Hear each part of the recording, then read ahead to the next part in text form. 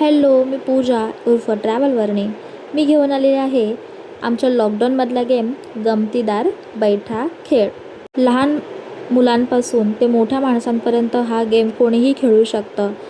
Birthday party असेल किंवा अजून दुसरं कुठलं मीटअप असेल, छान असा कंटाळा असेल खेळून, तेव्हा बसून बसून हा गेम खेळू शकतो. त्याचे काही रूल आहेत, जसे की एक पडल्यावर डाव सुरू करा. उत्तर नाही आलं तर 10 पावलं मागे आणि एक डाव बुडणार आणि जो मदत करेल त्याचासुद्धा एक डाव बुडेल. असे मी काही कॉलम्स आखलेले आहेत आणि नंबर दिलेले आहेत, तुम्ही ते बघू शकता. आणि मग साप आणि शिडी असा हा गेम आहे.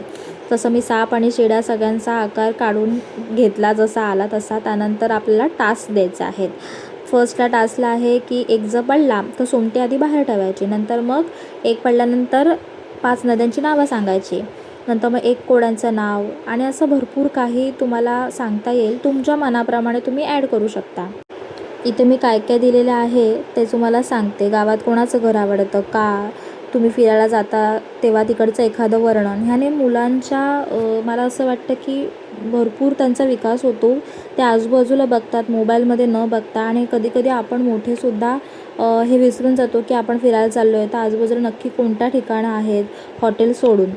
जसा जसा गेम पुढे जाईल तसं तसं भरपूर गंमत येणार आहे. जसं की एक जोक सांग, 5 प्रसिद्ध मंदिर, समोरच्यासोबत जागा एक्सचेंज कर, त्यानंतर तोतल्या आवाजात गाणं गा, परत खेळ, टाईम सांग, त्यानंतर 4 कारचे नेम, 5 व्हेजिटेबल्स नेम, त्यानंतर जागेवरून उठून 2 गोल राऊंड मारायचे आहेत, 3 हॉरर फिल्म्स, 1 मिनटात चित्र काढायचे त्यांना, मराठी भाषेतील प्रसिद्ध कवींची नावं.